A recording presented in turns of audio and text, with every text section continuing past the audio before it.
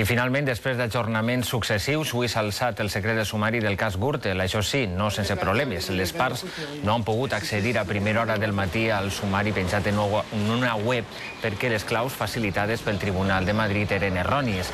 A mitjan matí el problema s'ha solucionat i s'ha tingut accés als 50.000 fulls de la instrucció.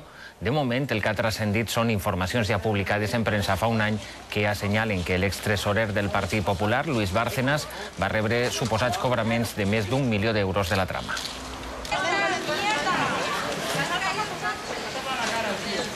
I sobre este assumpte, la portaveu del Partit Popular en el Congrés, Soraya Sáenz de Santamaría, ha dit que el seu partit adoptarà mesures contundents si s'acredita que s'han comès actes delictius. Los primeros interesados en sacar de nuestras filas a aquellos que de manera acreditada y constatada hayan podido utilizar al partido o a sus siglas o el sistema político para enriquecerse, somos nosotros.